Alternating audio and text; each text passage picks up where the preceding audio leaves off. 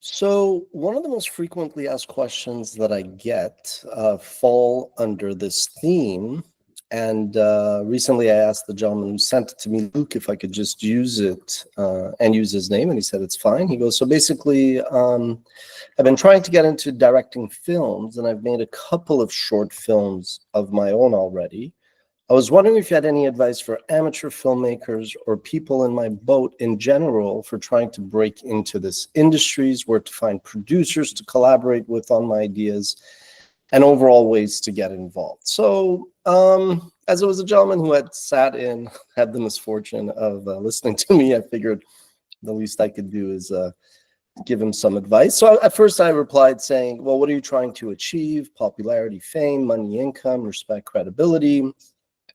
How would you rate yourself? How would others view your work? And then I asked if 1 is a novice and 5 is, expert, idiot, savant level expertise. How would you rate yourself in directing, writing, editing, business, marketing? I asked him what genres he was interested in, and I asked him what his thoughts on AI was. There's a lot of people who pretend to be experts at things. I pretend not to necessarily be an expert at either filmmaking or artificial intelligence, because there are others who are more knowledgeable for sure. But where those two worlds collide, and mainly where they may go, I have a few thoughts. So obviously, started Watch Mojo. Mainly the parallels I'm going to draw to kind of set the agenda are more when there's like an inflection point in an industry. YouTube was an inflection point in 2005. AI is the same today in many industries. AI, people raise questions about copyright. So we'll touch just briefly a little bit on that. And then I just want to stress, when I'm talking about AI, it's really not just as a business person. It's really more as actually a storyteller, a creator, an author, documentary producer myself, how AI would scare me, but also how it would excite me with new opportunities. And I also invest and cover this world. So put all that together. Hopefully this is helpful. So again, without going into it, 2005, when YouTube started, it was clear that it was going to be a revolutionary platform. I've been very bullish on them. I would say YouTube has clearly now gone from pariah to belle of the ball. There's nothing new there. It's actually very refreshing to see that, something that we believed in and bet on, we ended up being correct. But YouTube was not the first platform, right? It's important to remember that there's a lot of things vis-a-vis storytelling, whether it's VR, AR, so many different things that don't necessarily catch on for many reasons. And the question is AI a fad, or is it really going to be a game changer when it comes to storytelling, right? So if you fast forward throughout the different tiers of companies that try to win audiences' attention, to be fair, YouTube won the AVOD, ad-supported model, and Netflix won the SVOD, the subscription model. And we're now shifting towards a world where content is available 24/7, thanks to just mobile connectivity and appliances and hardware everywhere you don't even want to imagine. As well, there's been a lot of different content producers, right? So Luke here is not like a screenwriter represented by CAA, who's been kind of, who's worked with Disney. So I just want to put it out there that there's been a lot of professional, indie prosumer creators that have kind of emerged over the last 15 years, thanks to these new distribution models.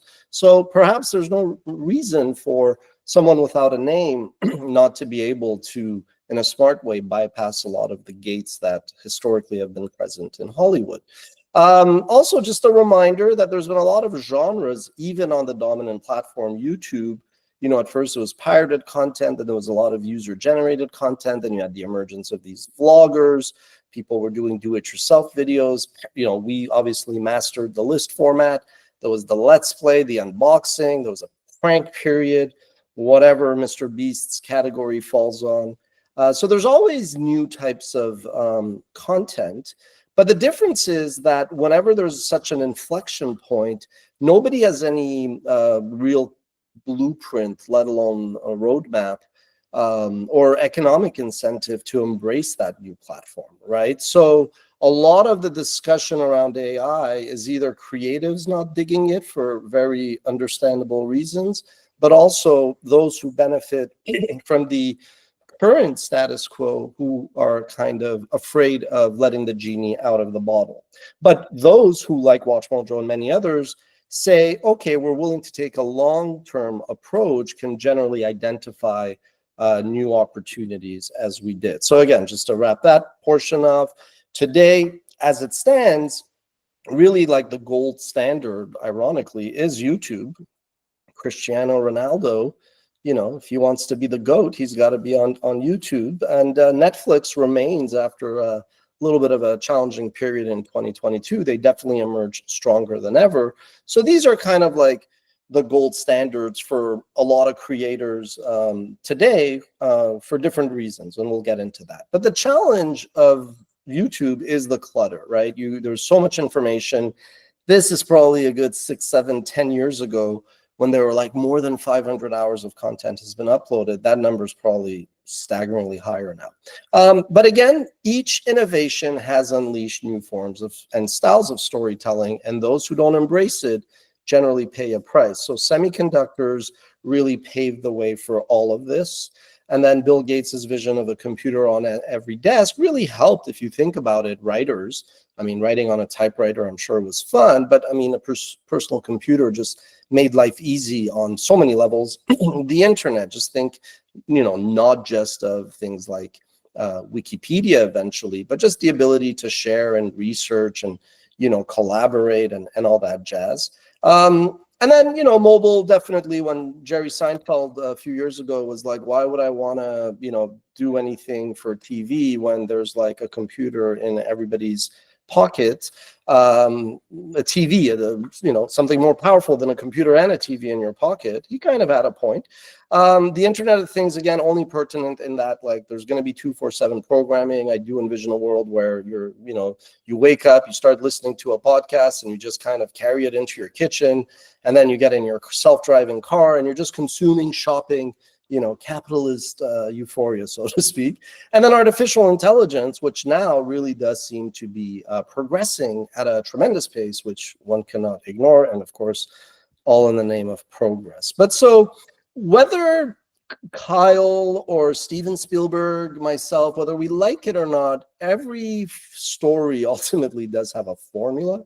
As much as purists may not want to admit it, whether it's scripted or unscripted, there's always a blueprint. There's always a formula, and we recognize that. Obviously, we had a lot of success around top 10 lists. There were other ingredients in there, but we just reinvented, so to speak, top 10 lists. Shout out to Moses, the OG of lists. Like, we reinvented what a top 10 could look like for a very short attention span viewer who was kind of just trying to spend some time online, you know, getting away from whatever was irritating him at that point.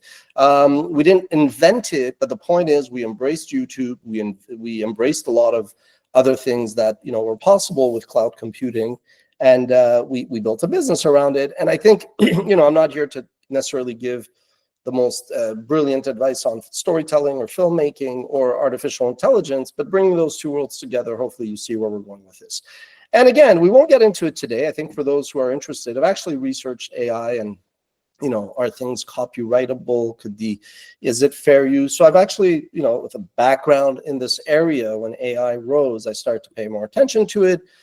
We could talk, you know, how fair use could or could not apply to AI around the forecast purpose of the new video you create, the amount of the underlying asset you're using, the impact that your new asset has on the underlying asset you're referencing, and ultimately the nature of the underlying asset. Like that, those tests could be applied to projects using AI, and we can do a deep dive. And again, my background, I'm not really talking as like a proprietor of a media business, but really more as a storyteller, written a bunch of books, produced a documentary, just to reference that when I see AI, I do first and foremost view it more as a storytelling tool than a specter is haunting America. For decades, no one dared to utter the term. Oh, we dared. Okay. So we talked a little bit about storytelling colliding with the technology of AI, but I also want to just like reference the economics, right? I think whenever there's a new inflection point, a new disruption, people kind of, it's innovator's dilemma, right? Like the established players, the belligerents on one side are the establishment, the incumbents, and they don't like change.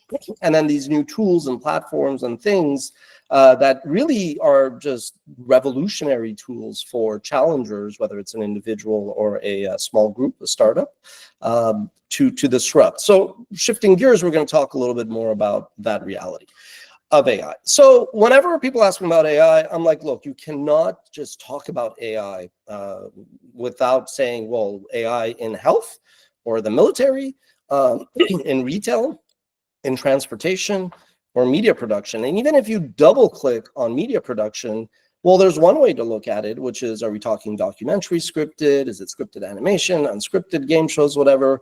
But then another way to look at the model is through the prism of just, are we talking comedy, action, historical drama? You can imagine AI in a drama. I mean, I'm not sure the acting will ever be there. So even if you could generate a good dramatic script, let's say, it might not be the best use case. But you can imagine comedy or horror. I mean, you could probably, have fun with AI. And as the tech gets better, I'm just saying it's an easier canvas to tackle. But then mainly what I want to talk about in the context of Luke's question is the functions in media, right? Like research, writing, quality control, editing, video research, video editing, quality control of the finished project. AI clearly is a different tool and an enabler for each one of these. And I think a mistake that a lot of young professionals and definitely media companies are doing is they might be discussing AI more like policy, philosophically, at a very abstract level, where really, each organization could say some of these things are like sacred cows, even though I've said there should be no sacred cows, but you get the point. But then others, it ultimately should be something that a human alone could not have done. So human plus technology historically has accomplished more. Written about this stuff, obviously, you don't need to hurt your eyes. The point was, again, it's very important, whether you're a leader, a storyteller, or an employee in an org, you really have to look at AI not as something to fear. We've heard it. AI will not replace you. A human using AI will. Again, sounds great, probably largely true, but AI could replace you as well. Don't kid yourself. There are some tasks and functions within the supply chain of media production, whether you're Disney, Pixar, or some young aspiring kid in his basement, that AI will replace. And that's the same way that there's spell check in Microsoft. It ultimately makes your life easier. So one is, you really do have to look at it as a storyteller to be like, how could this help me augment what I could do? The second one is, again, to break it down also in terms of the specific tasks and steps, but which ones is what will separate winners from losers, in my humble opinion. And then ultimately look at it more as how you could push the envelope, and we'll get to that. It's important to realize, though, that Hollywood is a very unique place. When Eric Schmidt, chairman of Google at the time, said that advertising is the last bastion of unaccountability in corporate America, largely correct. Hollywood is probably even more so. Hollywood makes no sense. The whole point of Hollywood was that it was, kind of this walled garden. And the origins all had to do with the fact that the inventor of many of the patents that were used in the first films was Thomas Edison, who was based in New Jersey. So like the Warner Brothers and all the original builders of Hollywood studios decided to go all the way across the country, as far away as they could, to create a geographic buffer. And from there, there was this culture of, being insulated, hence the whole gatekeeper tagline. So already, even with or without technology and disruption, Hollywood is not a place that historically is like, there's no Statue of Liberty in LA, is what I'm saying. It's much more of a closed environment, which kind of does explain its success, but it also explains sometimes the pickle it finds itself in. And so, yeah, as much as rejection is a part of all endeavors, artists, musicians, athletes are no different than entrepreneurs. We all deal with rejection. I just feel like, how much of your time as a young person, when you have so much energy, so much creativity, do you want to spend knocking on people's doors just to hear a no, versus really deploying that energy and channeling all that drive into something more constructive? And the irony is, Hollywood actually dodged the first bullet, right? So the people that really got nailed in like the late 90s, but specifically the 2000s and 2010s, were newspapers, magazines, and TV and cable, right? And that is manifested largely by the fact that like the series finale of MASH got 120 million viewers, but then a few decades later, the series finale of How I Met Your Mother got less than 20 million, right? So ultimately, though, Hollywood, at least the big screen, like storytelling for the big screen, largely avoided that fate, right? I mean, the big media players continued to pour billions into storytelling. Yes, the top 1% in this space probably get a normal proportion of it, but that's pretty much a fact of life. And then they kept growing, in fact, right? So even with the rise of many technologies, Disney got bigger. Those who shrank, it was almost more because of corporate, shenanigans than anything else. But there's a huge opportunity right now, which is people, the most valuable kind of thing, currency. Some people say data is the new oil. Sure, but it's ultimately time, right? It's your watch time. The amount of time, the amount of money that you spend to save time is considerable. And to those who can afford it, they will pay for subscriptions and paid products. But in aggregate, people, users online are spending much more time watching ad-supported programming. So there actually remains, despite what I said about clutter, a really, really big opportunity, not just around ad-supported programming, also SVOD programming. But my point is that like those who could basically create stories and experiences for viewers and listeners that cuts through the clutter, the way we cut through the clutter, can still build really, really nice businesses, franchises, if they go about it the right way. Now, I always say I've learned that every day is actually, in a way, in a fork in the road. Specifically, Hollywood isn't a fork in the road. Now, there are some, like just very recently, Lionsgate, they announced a deal with Runway Partners to, embrace AI. Now, generally, this is more just a reflection of the smaller, more nimble companies in an industry will always be more eager and willing to adapt with innovative new technologies, whereas the established are kind of nervous because they sense change, and change is never that good. But aside from that, just many technology, but also socioeconomically, kids used to want to be doctors or lawyers to please their parents. Then they wanted to be investment bankers, then venture capitalists, then hedge fund managers, then private equity bankers. For a while, it was entrepreneurs actually in the past decade. And now I would say it's both entrepreneurs and just storyteller, creator, influencer, most using the creators. But so the creator economy is also really disrupting Hollywood. And Hollywood is undergoing like so many different fronts. But I would say in aggregate, the mere fact that a lot of talented, driven storytellers can kind of just, use whatever technology they have to produce, distribute, monetize in some way is definitely a game changer. But fundamentally, it's been proven true time and time again that technology shrinks markets, right? So even though Hollywood bypassed that first era of disruption, really, if you think about it, I don't think that they are going to be sheltered from AI. Tyler Perry, I think that was the gentleman's name, like he started to build an $800 million studio. And when he saw what AI could do, he put a pause on that project.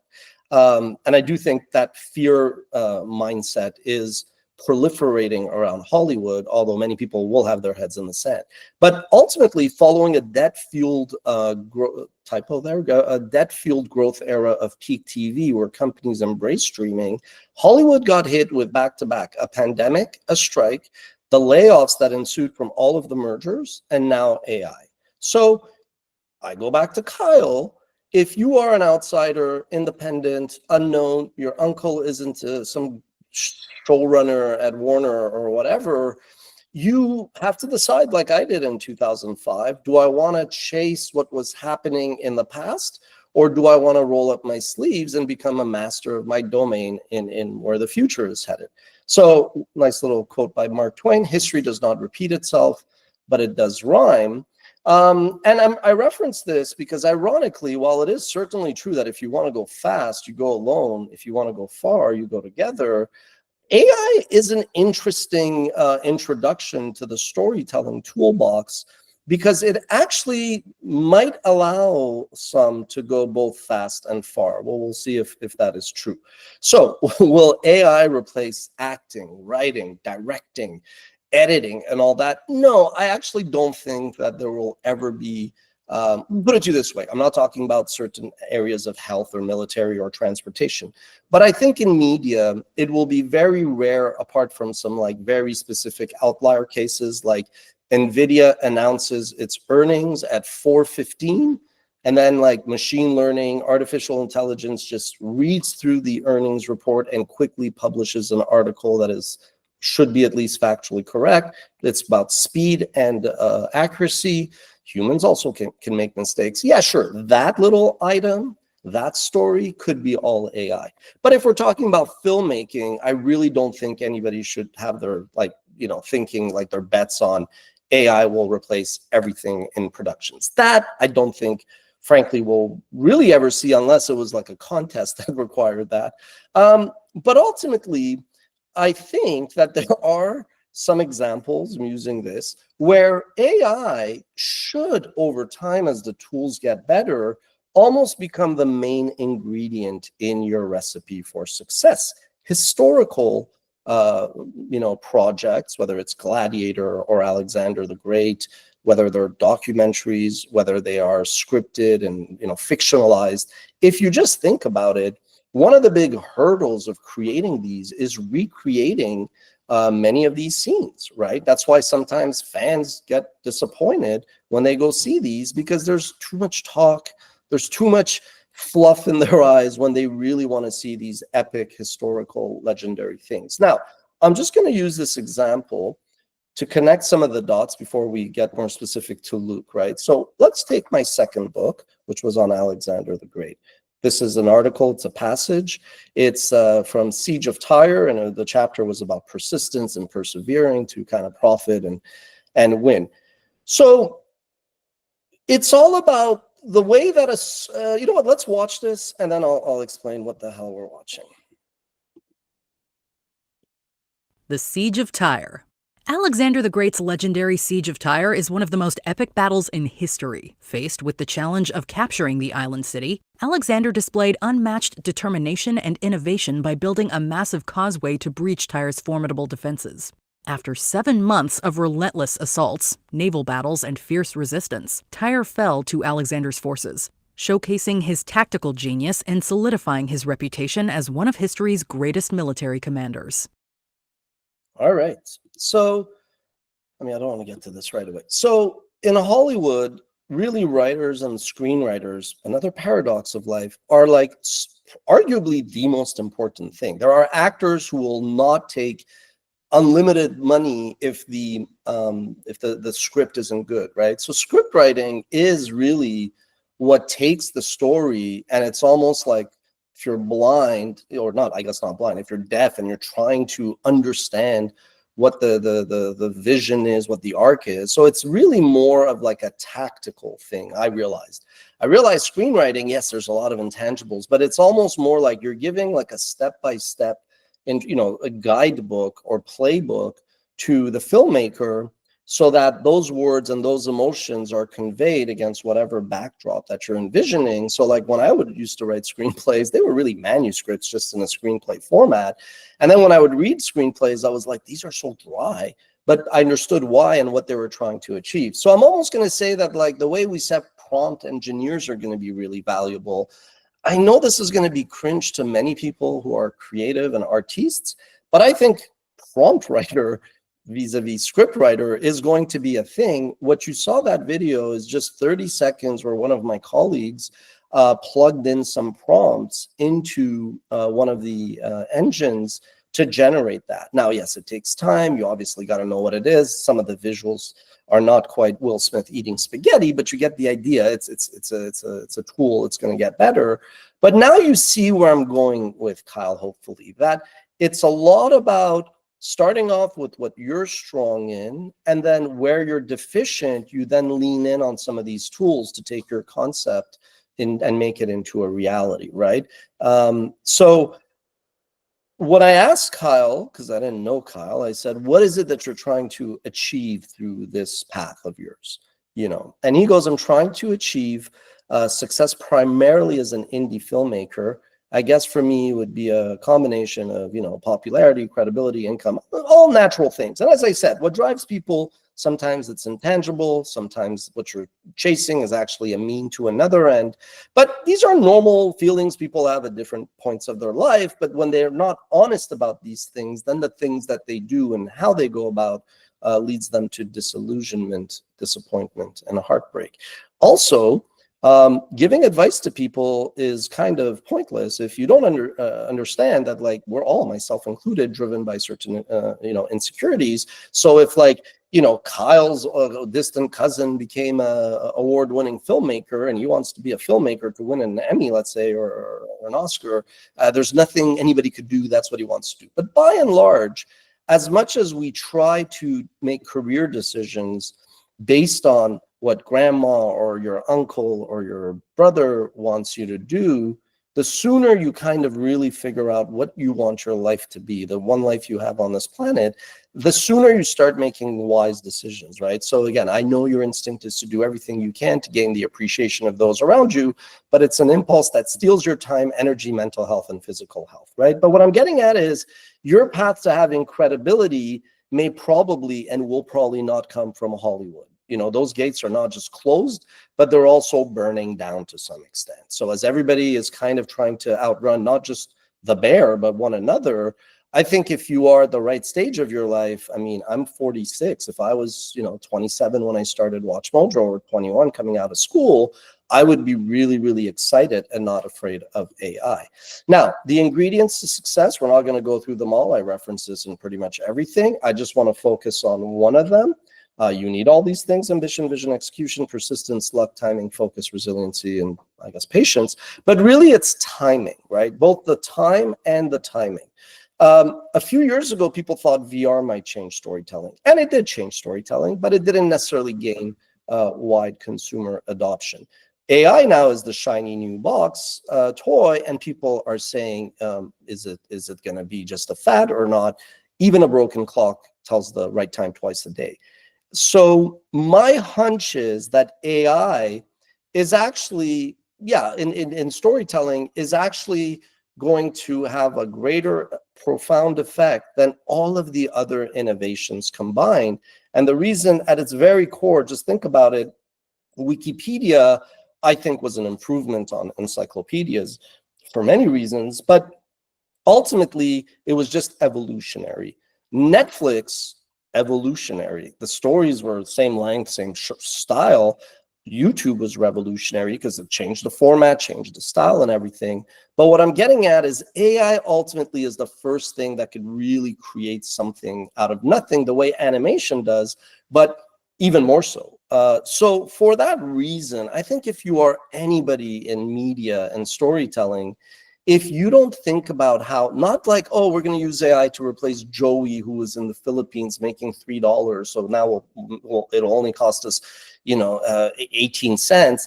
That's like a loser mindset more than, oh my God, we could use AI to push the envelope of storytelling. But yeah, today it looks kind of amateurish, but certain parts matched with the right storyteller strengths will be creating far more interesting, informative stuff. But again, you have to believe in that. So it's not so much that I'm not telling you to follow your passion or not, but I'm just saying the people that generally have the luxury of following their passion, it's because they either have a wealthy uncle or a connected, you know, brother who can kind of give them that opportunity. And there are just so many people, because everything comes down to demand and supply. I think you should ask yourself, okay, it's not like you're saying you want to go become an undertaker. So then I would give you a certain type of advice based on the reality that most people don't wake up want to be undertakers. There are, 50 people who could email me per day saying, I want to be a filmmaker. I want to make documentaries. Heck, I have like 50 people on my payroll who started off wanting to do that. And it's tough, right? I mean, it's a tough market. I don't need to explain it. But you should ask yourself, are you willing to do it for free? Not that you should at all, but just because it's going to be a little bit of time before any kind of project you're passionate about where there's demand supply dynamics are not in your favor. So if you got a way to earn an income, it might not be what you want to do, but then yeah, instead of writing 10 different screenplays or rewriting a screenplay 10 times, my advice to you, my friend, is you should probably maybe write something and then use the engines, learn those skills. Or if you cannot learn those skills, then find somebody who could kind of partner with you. So it's all about what is it, that you have as a comparative advantage, because ultimately 2024, it's kind of demonstrated again. I used to point to this like 10 years ago, but now it's kind of common sense that the most powerful person in the world is the storyteller. The storyteller sets the visions, values, and agenda of an entire generation that is to come. But ironically, in Hollywood, the storyteller, if it was usually if it was based on a book or screenwriter, it was based on people in Hollywood telling me, they're like, that is more the bottom of the barrel, because you got the directors, you got the actors, obviously, even the producers sometimes get, more top billing, obviously, than the writers. So I'm just saying, if you are, trying to figure out your course to success, you should definitely skate to where the puck is going and not try to chase Hollywood, in my humble opinion. And frankly, because most of the audiences are online, just, always looking for informative content, you don't need to, on your first project, aim for a 90-minute, movie. You could actually start and build a little bit of a following, a bit of a community around what you do, especially if there's like some kind of innovative new use of technology. Like historically, anytime early adopters have showcased new technology, they may not maintain their lead, but they definitely do build a lead, right? So I stress that whole concept of comparative advantage. So when I asked Luke to rate himself, I said, if 1 is amateur, 5 is excellent, how do you rate yourself? He goes 4 on 5 on directing, writing, editing, weak on business, high on ambition, high on drive, knowledge, not so much. And he gives himself 2, and he's into horror and comedy. So again, horror in particular, I mean, just think of like, okay, yeah, when you're young, Freddy Krueger and, Mike Myers and all that freak you out, but like when you're older, you tell, well, that's like a bad mask, let's say, so to speak. But something as simple as just costumes, which at one point was innovation, you kind of push the envelopes of storytelling. So to me, when I read these emails, I mean, that's why I did this video. It's just explain it to people, being like, hello, why are you chasing something that frankly is not even going to be left standing? Another Steve Jobs quote, we're almost done. Your time is limited. Don't waste it on someone else's life. Don't be trapped by dogma, which is living with the results of other people's thinking. Basically, follow your own courage and your heart and your intuition. And I feel, this is why it's the greatest time to be alive if you're a young person. Because the tools out there are simply incredible. So finally, when I asked Luke about, and by the way, what are your thoughts about AI? He said, I feel like it should mostly stay away from filmmaking. I feel it could kill potential jobs. However, I will admit to using it in some of my independent projects, LOL, end quote. So there you have it. This is how a lot of people think. You don't have to be an incumbent, Disney to be afraid of AI. Luke, who's an aspiring filmmaker, has this set path that he wants to follow, and I commend that. I think that's great. But even though he's used the tool, he's creating this kind of like obstacle that is frankly artificial, social, but really it's not that different than saying, typewriters or digital photography versus, analog or whatnot. So, on that note, now I ask you, am I crazy, or does this all make sense? make sense, and it blew your mind. Anyway, hope you enjoyed it, and I hope, Luke, you find your course a success. Have a nice day.